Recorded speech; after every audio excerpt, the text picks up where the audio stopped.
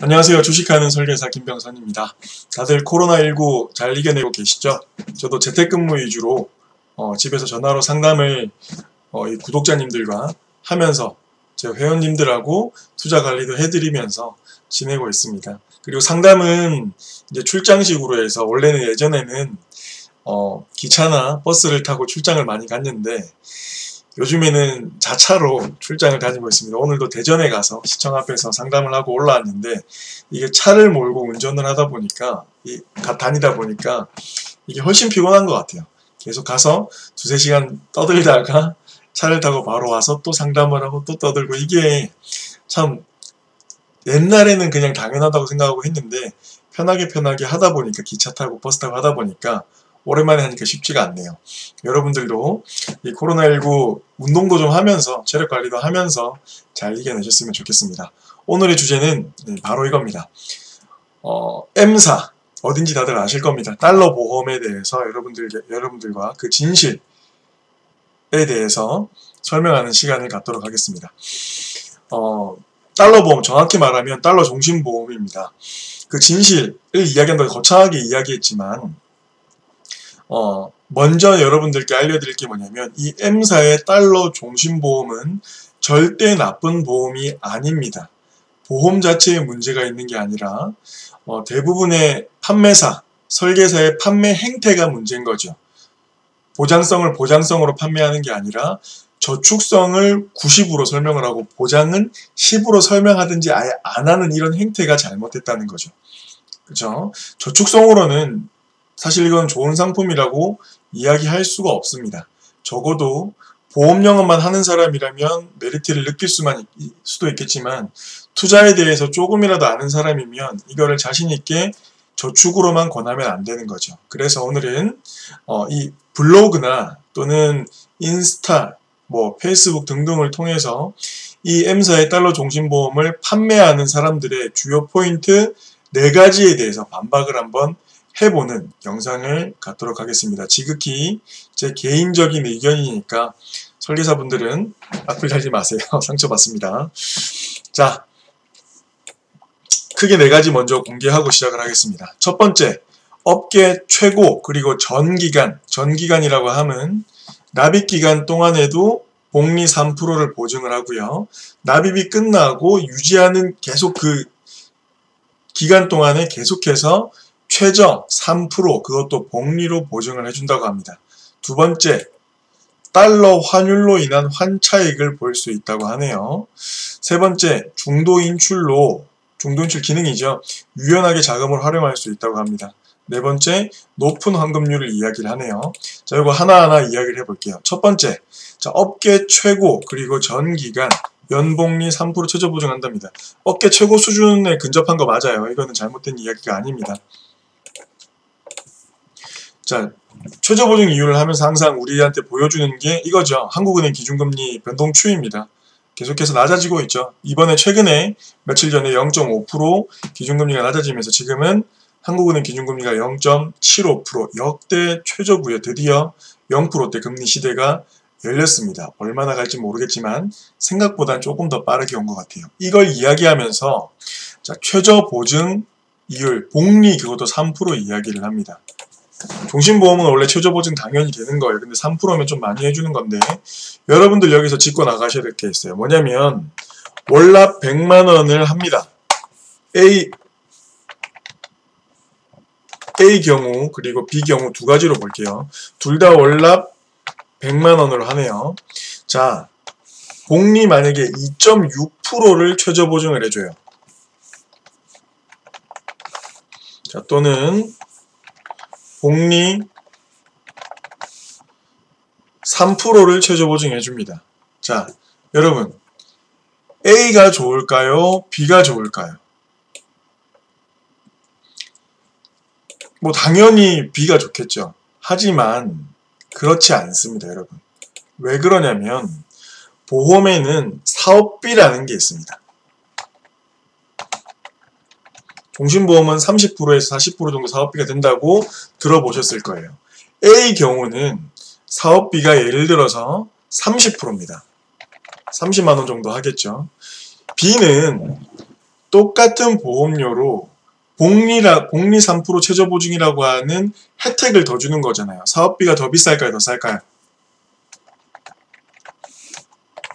예를 드는 거예요. 정확한 금액은 아닙니다. 자, 다시 질문 드려볼게요. A가 좋나요? B가 좋나요? 소비자한테는 어떤 게 좋을지 우리가 더 따져봐야 될 것 같아요. 근데 확실히 판매하는 사람한테는 B가 좋습니다. 왜? 요거만 설명하기 때문에 설득하기가 쉽다라는 거죠.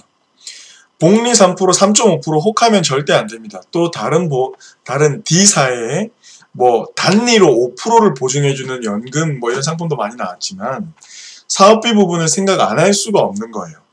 절대 보험사라고 하는 데서는 주식이나 펀드, 부동산에 적극적으로 고객 돈을 투자할 수가 없게 돼 있어요. 구조상. 고객 돈이기 때문에. 대부분의 돈은 안전하게 예금이나 이런 걸로 굴러갈 수밖에 없어요. 근데 보험사는 자기들이 뭔데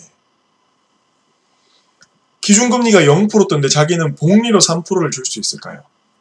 일단은 중간에 중도 해지하는 사람들이 많기 때문에 만들 수 있는 것도 맞지만 사업비를 더 높게 받는다라는 겁니다. 그러니까 절대 복리 3% 이런 거에 혹하시면 안 됩니다. 이 복리 3%는 나중에 환급률도 보여드리겠지만 이 높은 환급률 그냥 요거만 보고 이야기를 나눠도 될 것 같아요. 우리는 환급률 표로 이야기를 해야지 복리 3%도 3.2%도 2.8%도 중요하지 않아요. 자, 그리고 또 하나 뭐 있냐면 복리 3%보다 더 중요한 건 뭐냐면 이 상품이 표준형인지 무해지 환급형, 미지급형이라고 부르죠. 미지급형인지에 따라서 또 달라요. 그냥 복리 3%인 것보다 차라리 복리 2.6% 보고 미지급형인 게 나중에 환급률이 훨씬 더 많이 쌓일 수도 있습니다. 그러니까 절대 이게 잘못했다라는 게 아니에요. 그분들이 광고하고 있는 게. 근데 절대 거기에 그냥 가짜고짜 혹 넘어가서 혹 해가지고 보험을 가입하는 일이 없으셔야 될 것 같아요. 자, 두 번째, 달러 환율로 인한 환차익을 보일 수 있습니다. 있다라고 이야기를 하네요. 자, 무슨 말이냐면 내가 따박따박 50만원을 납입을 하면 이 50만원이 지금 달러가 환율이 어떠죠? 원달러 환율이 1달러에 1240원 정도 하죠. 그러면 이게 환산이 되는 겁니다. 내가 50만원을 납입을 하면 달러로 환산이 돼서 적립이 되는 거예요. 그쵸? 지금 만약에 1달러에 1000원이다. 그래서 내가 50만원을 내고 있으면 달러가 많이 적립이 되겠죠. 그래서 나중에 내가 해지했을 때 환율이 1200원이 돼 있으면 내가 200원의 환차익을 받을 수 있다라는 설명입니다. 여기에도 혹하시면 안 되는 이유가 있어요. 물론 이 사람들이 이야기하는 건 뭐냐면 달러가 오르든 안 오르든 3%가 최저 보증 이율 되니까 우리는 더 오르면 땡큐, 안 올라도 3% 최저 보증 이율 된다 라고 이야기를 하면서 설득을 하지만 환차익이 큰 메리트가 있지 않습니다. 왜 그러냐면 달러가 1달러에 1000원일 때 가입한 사람이 납입하는 기간 동안 그러면 달러가 많이 적립되겠죠? 싸니까. 지금 달러 환율이 비싸졌죠. 그분들은 지금 비싸게 납입을 하고 있는 겁니다. 적립이 덜 되고 있는 겁니다. 환율이 올랐기 때문에. 나는 50만원 내고 있는데 옛날에는 달러가 예를 들어 400달러가 적립되고 있다가 환율이 올랐기 때문에 나는 50만원 똑같이 사고 있으니까 달러가 덜 사지죠. 그러면 지금 350달러만 적립되고 있는 겁니다. 내가 나중에 매도할 때 달러가 올라가 있는 것만 중요한 게 아니라 코로나19 때문에 지금 내가 내는 돈 대비 적립이 달러가 적게 되고 있다는 것도 생각을 해야 돼요. 그리고 또 하나 말씀드릴 게 있습니다. 여기 한번 주목해 주세요. 원달러 환율의 역사를 막 보여줘요. 환율은 계속 오름세다라고 이야기를 하지만 여러분들이 아셔야 될 건 뭐냐면 이번에 미중 무역 갈등 때 여러분 한번 볼게요. 미중 무역 갈등 때 미국 달러 가치가 미국 금리가 올라갔죠. 미중 무역 갈등 전에. 미중 무역 갈등 이전에 미국 실업률이 낮아지면서 미국의 금리가 올라갔어요. 그러면서 환율이 또 상승을 하는 일이 있었습니다. 미국 금리가 올라갔죠. 그리고 환율이 올라갔지만 우리나라 금리가 크게 변동하지 않았어요. 그리고 환율도 마찬가지로 크게 변동하지 않았습니다. 그 이유가 뭘까요? 그 이유가 뭘까요? 우리나라 경제 기반이 굉장히 탄탄해졌다는 겁니다. 우리나라도 이제 선진국 반열에 올라섰고 외환 보유액이 옛날 같지가 않아요. 자, 다시 차트를 한번 볼게요. 그림을 볼게요. 옛날에 우리나라 굉장히 힘들었을 때 전쟁 직후에 IMF를 겪으면서 여기 IMF 때고 2008년 리먼 사태 때입니다. 굉장히 나라 재정이 힘들고 부실했을 때예요. 당연히 환율이 오를 수밖에 없죠. 상대적으로 미국 경기는 안정적이니까 환율이 올라갈 수밖에 없는 상황에서 IMF라는 걸 겪었어요. 그리고 외환위기를 겪었습니다. 그쵸? 미중 무역 갈등 때 어땠나요? 그리고 지금 코로나 때 어떠죠? 환율이 폭등하고 이때 엄청 올라갔었어요. 1,800원 막 이렇게 2,000원 이렇게 올라갔었죠. 그쵸? 정확히 기억은 안 나지만 이때도 마찬가지예요. 지금 어떻죠? 코스피 폭락했는데도 불구하고 환율이 1,200원대에서 방어되고 있습니다. 코로나 직전에도 미중 무역 갈등에도 이만큼 올라갔었어요. 그리고 코로나 직전에도 1,180원, 1,200원 전후로 왔다 갔다 했었습니다. 지금 달러가 폭등을 했나요? 달러는 우상향일 거니까 나중에 환차익을 볼 수 있다고 얘기를 하지만 절대 그렇지 않습니다. 국가부도의 날 영화 보셨죠? 달러, 그 환율을 방어하는, 환율을 적정한, 우리 물가가 적정한 수준으로 오르도록, 물가가, 이게 안정이잖아요. 물가가 적정한 수준으로 오르도록 안정시키는 게 한국은행의 역할입니다. 마찬가지로 환율도 적정한 수준으로 유지할 수 있게 하는 게 우리나라 한국은행의 역할이에요. 근데 지금은 옛날보다 훨씬 더 경제 기반이 탄탄해져 있는 상태입니다. 그렇기 때문에 달러가 우상향이기 때문에 반드시 뭐 환차익이 난다, 이런 설명은 잘못되어 있다라고 여러분들이 생각을 하시면 될 것 같아요. 그리고 같이 또 이걸 이야기하면서 말하는 게 뭐냐면 이거예요. 안전자산, 요즘에 막 주식이 막 떨어지니까 더 판칩니다. 사전이라 쓰네요. 자산. 안전자산 달러를 매입을 하라는 겁니다. 그러면 여러분 달러 적금을 사세요. 또는 달러 펀드를 내시고. 종신보험에 왜 달러로 적립을 합니까? 자, 세 번째, 중도인출을 통한 유연한 자금관리. 되게 좋아요. 중도인출. 자, 복리를 이야기하고 달러를 이야기하고 나중에 목돈을 쓰라고 하는 사람들이 중간에 인출해서 너 결혼할 때 써, 차 살 때 써, 사업할 때 써라고 이야기를 합니다. 복리는 목돈이 빠져나가는 순간 복리 효과는 완전히 절감되는 거예요. 이거는 정말 최후의 보루, 그래도 이 정도 융통성은 있다, 정말 필요하면 써도 된다.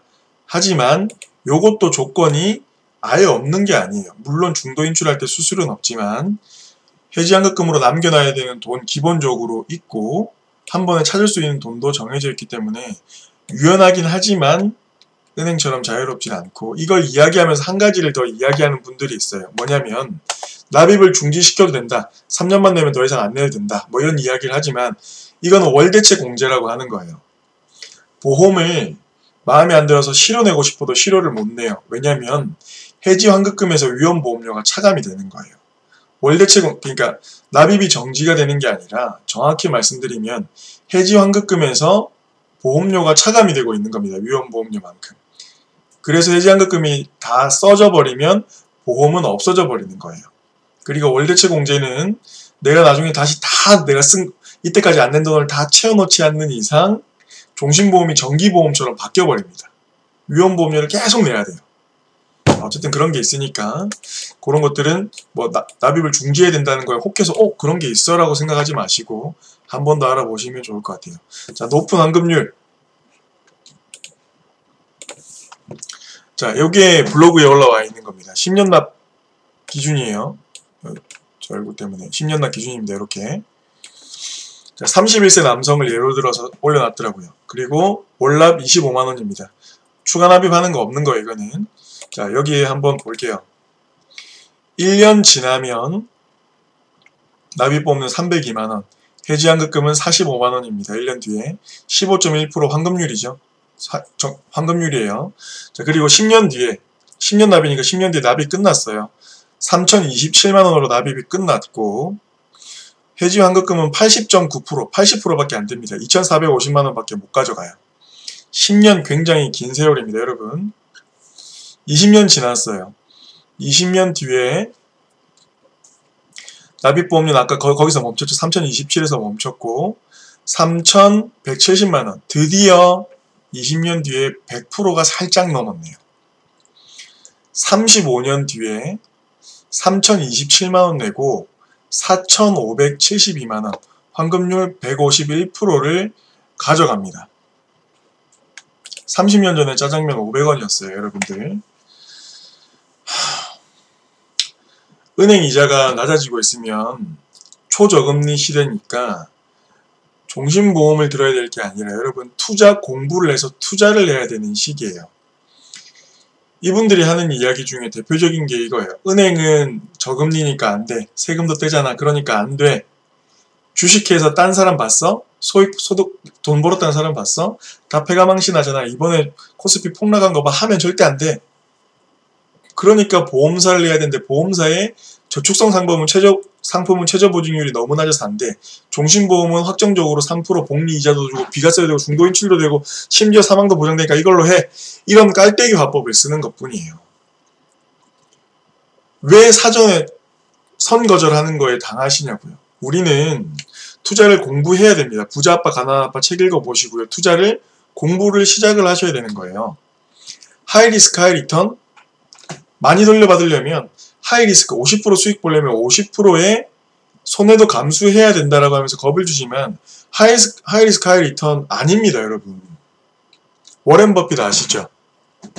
또는 여러분 주위에 부동산 투자 정말 잘하는 사람, 그 사람이 아파트를 매입을 했답니다. 그 사람이 하이리스크 했을까요? 워렌 버핏이 이번에 항공사 하나 500억인가 매입을 했습니다. 주식을. 워렌 버핏이 하이리스크 하고 있을까요?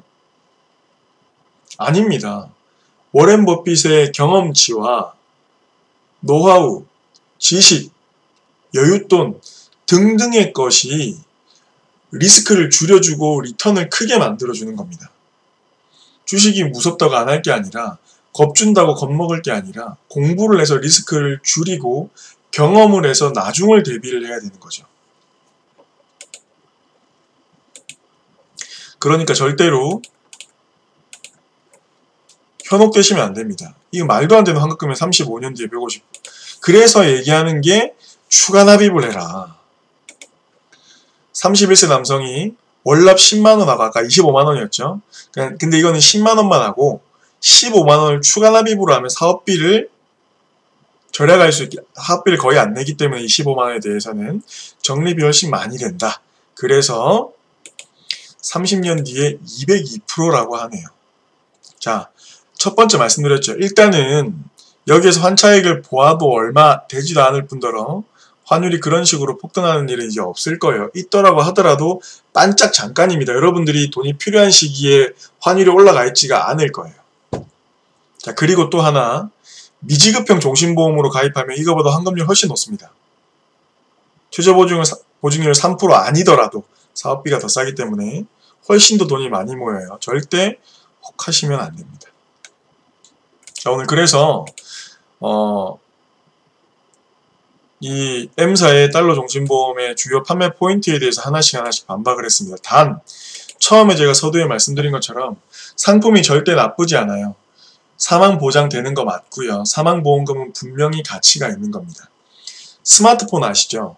스마트폰 이번에 좋은 것들 많이 나왔잖아요. 아이폰이나 갤럭시나 광고할 때 카메라 기능만 광고를 합니다. 카메라 너무 좋아요. 그렇죠? 줌도 많이 되고 100만원이랍니다. 얼마인지 정확히 모르겠지만 여러분 그게 진짜 카메라 기능만 있다면 100만원 주고 사실 건가요? 월납 핸드폰료 낼 건가요? 아니잖아요.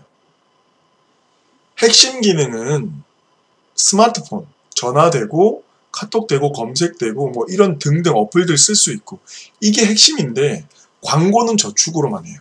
근데 여러분들은 저축이란다. 광고는 카메라로만 해요.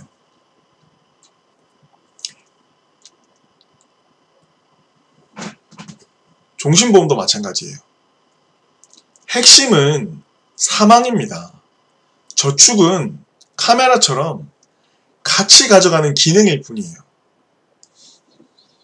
사망도 보장되고 저축도 이 정도나 많이 환급률이 붙어? 괜찮네, 나중에 해지해도 나쁘진 않겠네, 요 정도로 생각을 하셔야지 저축만 바라보고 가입을 해가지고 35년 뒤에 50% 수익을 바라보고 가져가면 안 된다라는 겁니다. 메인은 사망이에요.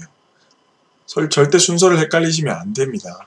사망을 메인으로 봤을 때 M사의 종신보험, 달러 종신보험은 절대 나쁜 상품이 아니라는 점 다시 한번 인지시켜 드리고요.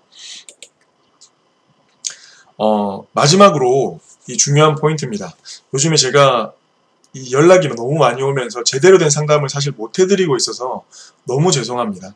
자, 근데 어쩔 수가 없어요. 저도 이제 상담을 해서 하루에 2-3건 상담하면 하루에 한 분 상담하는데도 아무리 짧아도 1시간, 길게는 오늘도 3시간 상담을 했지만 그렇게 하고 또 차로 운전해서 이동을 하고 이래저래 하다 보면 정말 시간이 없어요. 근데 이제 전화 와서 단순 도움만 요청하시면 제가 도와드릴 수가 없어요.